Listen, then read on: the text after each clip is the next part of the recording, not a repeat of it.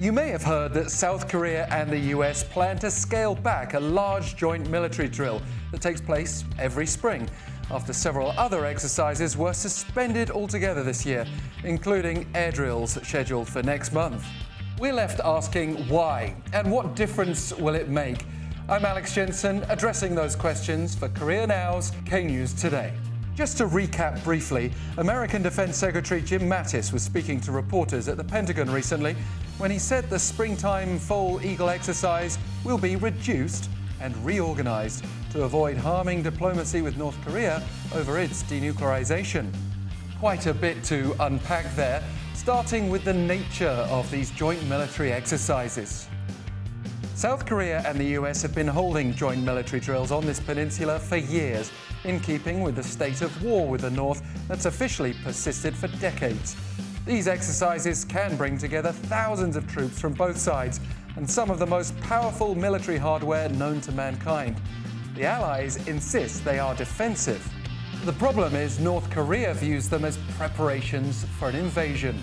We've seen a seasonal cycle in recent years in which tensions mount around the Allies' joint drills, even taking us to the perceived fear of nuclear war.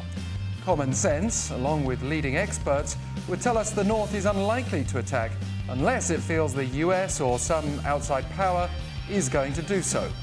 But military officials also value exercises as a means to stay ready in case a conflict does really break out again. General Robert Brown, head of the US Army Pacific Command, offered a sports comparison this week. If you don't exercise, it's kind of like preparing a team to go to the Super Bowl and you never practice or you never play a game. That wouldn't be very good, he said. You want to work together so you're a well-organized, well-knit, close-cut team. And that's what we need.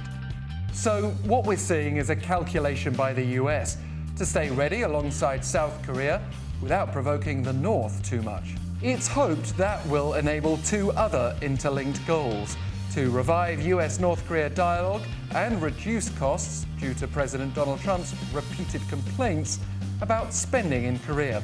Remember, it was Trump who unilaterally announced the suspension of joint military drills in June, after meeting the North's chairman Kim Jong-un for the first time. But since then, dialogue has stalled and military interests seem to be holding a bit more sway. What does that look like for now then? General Brown explained to Defense News that they're still doing lower-level exercises, meaning battalion and below, on the peninsula. But they're doing higher-level exercises off the peninsula. That means drills in places like Hawaii, Alaska, and Washington State. They can also use computer technology to enhance their preparedness. And how is this likely to play out with North Korea? Well, it's better from Pyongyang's perspective than full-scale war games on their doorstep, but a scaled-down Fall Eagle is still more than the suspension of exercises we've seen this year. It's also not taking us close to the North's priorities of formally ending the Korean War and lifting sanctions. Washington's calculation might be seen as a very slim concession, seeing as it fits Trump's cost-cutting agenda anyway.